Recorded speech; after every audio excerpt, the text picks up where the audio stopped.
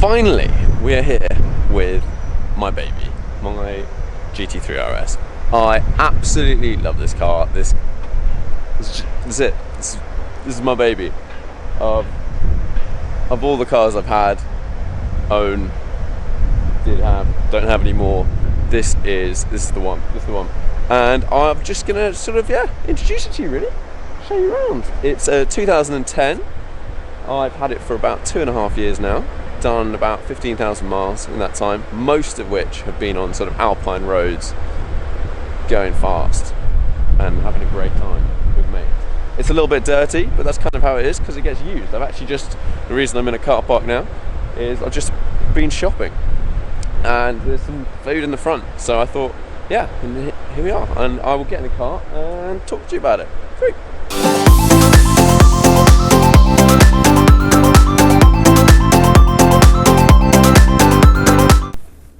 Now we're inside the GT3 RS. Let's get my phone out somewhere. I don't know, let's put it down there. And I don't know whether you can see here, on my key, I've got a tracker, bloody tracker fobs. They are the most annoying things ever. You basically, my insurance company say I have to have one. So you basically have a device in the car that keeps live tracking the whole time where it is, whatever. And you have this little fob thing here that if you start the car up and drive off without this being in the car, you get a text message, notification, and you can basically, someone's taken your car. More likely you've left the tracker fob at home. So on my little, this was back from a couple of years ago, Team Galag made some little keyring things, so I have just attached them together and then I don't have to worry about it. But pain in the ass. So yeah. Like all useful cars, they start with, if you've left the radio on, it starts up when you start the car, which is just so helpful for everybody involved, isn't it? Why do they do that? So I'm in a car park at the moment, and getting out of here, I'll have to use one of the things you can spec on this. This car is very highly spec'd, and it has the front lift, which you can kind of get away without. Actually, no, I lie. I couldn't live with myself if I didn't have the front the front lift, just because that noise that the front splitter makes is like cuts into my soul every time you hit it, and I never ever want to hit it. But so the front lift, you just press the little button down here and it just pops up straight away, and then it makes a funky sort of like turbo noise when you let it down. But yeah, so this car, I think, as I said before, but I've had it for 2.5 years. I've done 15,000 miles in it, and it's sort of changed what cars are, or what I think about I want in a car. When I got this, it was one of the faster cars I've been in, and at the sort of time, it's only got, well, only 444 horsepower, I think. But that's like Porsche horsepower, which is sort of at the worst possible time for your engine, like somewhere super hot or cold or with really thin air or whatever, it's still going to make 444. So I reckon it makes a bit more. I have changed a few things on the car. You may have noticed on the outside I don't have the stickers. I had the stickers on it for a while. I have some stickers. I have the ones at the front that say GT3 RS, just so that people know when they look at the car what it is. But other than that, I got rid of the side ones because I quite like the clean look. And as time goes on, part of me goes, I quite like the stickers a little bit, but I'm keeping them off. And they're annoyingly expensive to replace. I think Porsche doesn't want people putting them on a C2S or something like that. Maybe that's why, or they're just fleecing everyone, standard. But yeah, where have I been? What have I done with this car? Well, the week I picked it up, I was meant to be going to a track day, so I went to track day at Goodwood, which was scary. I don't know if anyone's been to Goodwood race circuit, but it's fast. There's not loads of runoff / any real runoff. There's just grass everywhere, and it's just fast. It's like a really old school circuit, which was interesting. I had my first butt clench moment in this car of it sort of sliding a bit at sort of 100 miles an hour, which if you've only previously to that I'd only sort of low speed in the wet, you know, play with it a little bit, open car park, whatever, that sort of stuff. And 30 miles an hour, 5 miles an hour, 10 miles an hour feels very different to 100 miles an hour. The excitement factor is a lot higher. But so after that, I went and actually did some driver training. Went with Mr. JWW actually. He took his 1M, I took this. We went to Bruntingthorpe and drove around sideways for a day and sort of learned some car control, which was phenomenal fun.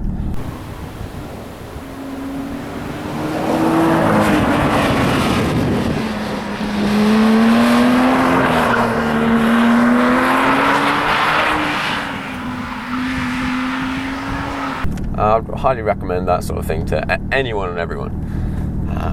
So after that, yeah, I've done a couple of Alps trips. I'll probably sort of insert some photos like here with various people. So that was the first year I got it. Then the second year, the last year before, I can't remember. I've done some gumball in this car. Mr. JWW, James and I, we did London to Ibiza. I was with Team Galag that year, and we were meant to be in James's 458, and that broke down. So we ended up in the RS, which was a phenomenal car for that sort of thing, because everyone loves it. It sounds amazing, so good. The amount of people that comment on how awesome this car sounds, like, I know, because I hear it, but you don't hear it from outside. You kind of miss that being inside.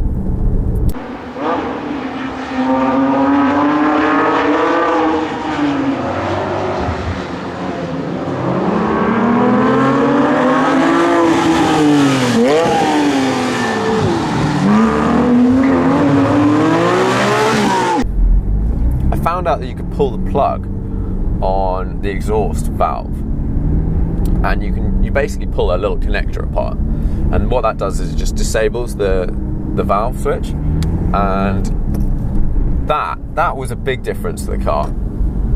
So I tried that out and then just put a little bit of tape over the connector.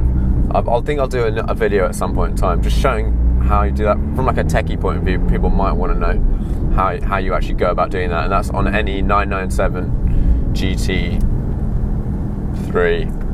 RS. I wonder if it's the same on any 997. Could well be. This is the Gen 2.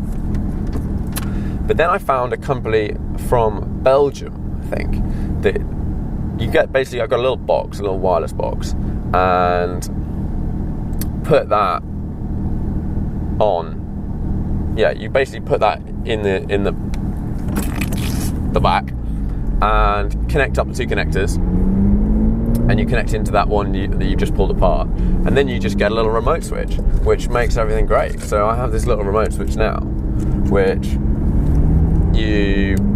it's just on or off. I'd love it if there was a third button which was back to the auto, the sort of the standard factory auto. I know if you have I'm sure you must be able to program, if you know your programming stuff, someone to do that, because the IPE systems on various cars, they have that function. But yeah, you just sort of hold it down, and for open, at the moment it's open, and it stays in whatever you want in, or you hold it down and it goes quiet.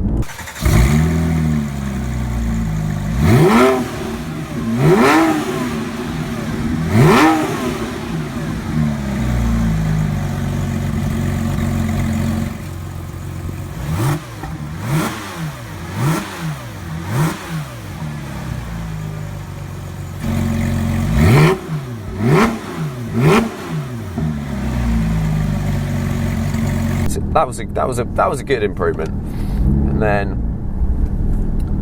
finally, the final exhaust, the final thing I did to the car, noise-wise, was I fitted a Sharkwerks bypass. I had a look on the internet, check out all the videos, and I like what the Sharkwerks guys do. I love their way down the line, I say way down the line, some point down the line, I absolutely love the idea of doing a 4.1 conversion or something like that, because if you're driving on an alpine road and you get a sort of what would probably should be a second gear hairpin or something like that, you just don't have that much torque low down, and so you either have to carry lots of speed in, or you sort of change down to first, which doesn't really like, and then you're sort of revving it, banging off the limiter just as you come out of the corner in first, and then you've got to change up again. And it would be much better just to have a little bit more torque down below, and I think the car would be a lot more playful.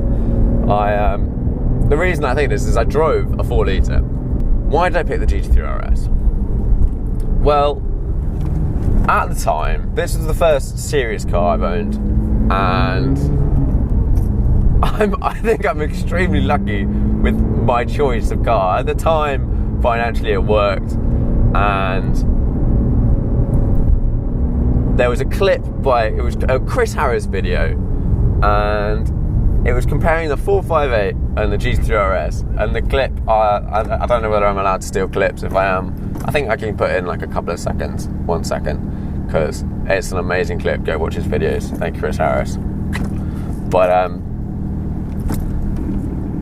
after seeing that clip, I had this fire, and then I used to own a Boxster, and I love Porsches. After having the Boxster, I was like, these things are just the best things ever. And I went and booked on at Silverstone. You can go and do like a Porsche experience day where you get to drive a bunch of GT3 RSs. So I drove a Gen 1, a Gen 2, and a 4 litre. The Gen 1 didn't have air conditioning, and that categorically, it was a sunny day, meant that was just not gonna happen. I was not like, I don't know, just who specs a car without air conditioning? It's just not fun. So I drove the Gen 1, that was fun. Drove the Gen 2, and the first thing I noticed was, or in any of them actually, was changing gear was bloody impossible. I kept I kept hitting the gate from like second to third, and you go like second and then change up, and you hit the thing and be like, oh, it's not changing gear, what am I gonna do?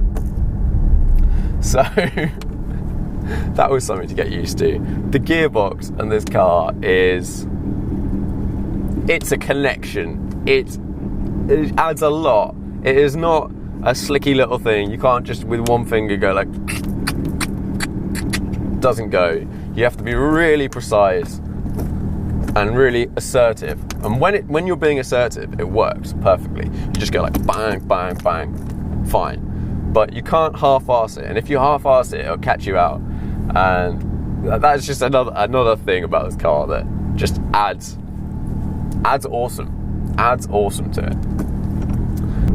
So I drove the cars. So I drove the Gen 1, Gen 2, and 4 litre, and there wasn't much between the 4 litre was amazing. We drove it on track, and it was amazing. But the 4 litre, the 3.8 that I drove didn't have new front tyres or newish front tyres, or it just had a new set of rears put on it, and it understeered a crazy amount, and the 4 litre didn't. But I think that was basically down to tyres. But the power in the 4 litre just got that bit more torque, and that for me would just be that. At some point, I don't know whether I could pull the trigger on that one, but that would be epic. That would be so good, so good. What do I use What do I use this car for? Well, I used to track it quite somewhat, not a ton. You get a bit. Track insurance is very expensive, and I love this thing so much, and I just don't want to break it. But you've got to take these cars to the track every now and then, because otherwise you just don't get an appreciation for what they're capable of and how, you know, what you can do with them. But since I got the Radical probably a year and a bit ago now. I drive that on the track, and I can drive that hard. I know that if worse comes to the worst and I mess up, I'm not gonna cry too much about it. If I scratch the paintwork on this car, it would stress me out to another level. The Radical, if you scratch it, you scratch it, you know. That's what it's designed for. It's relatively cheap to repair. It's just not that. Just don't worry about it too much. And that means you can drive at another level compared to how I would drive this car. Some people might go out and absolutely rag their GT3 RSs. Fair play to them. But I don't want to smash it. So I can't drive at the same level as I drive the Radical. You just can't. And that's why I track this. I still go a little bit, but just not that much anymore.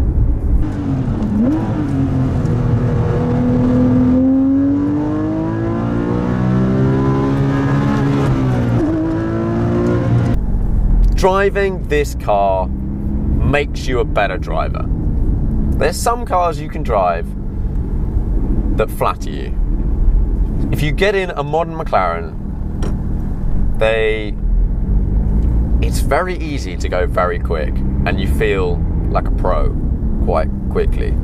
If you drive this, I say I've been on some trips and be with Tim or someone, and he'll get out of his 650S at the time, and he'll be like, "How was that?" I was like, "Oh, it was awesome." He was like, "How hard were you working?" And I'd be like, "Well, I was pretty on it." Okay, having 150 less horsepower or whatever makes a difference. But to drive this car fast, you've got to be on it. You've got to drive properly and really heel toe. You've got to change gear properly. You've got to, you know, steer. Everything you do, you have to do it correct and in the right order and in the right time. Otherwise, the car doesn't like it. It will tell you about it, and it will let you know that you are not good enough to drive this car, which is such a game changer for me. When I got it, I was like, oh, it's quick and all that, but it's just changed my reference point for what is a good car and what I like in a car. Someone's about to reverse into me. Thank you. Every time I drive another car now, someone will say, oh, what was it like? And because this is now my reference point, it's a tough reference point. This is like Evo rated these sort of generation of RSs and stuff. They were Evo car of the year every year. And people thought it was a fix. You drive one of these things, it's not a fix. They are phenomenal.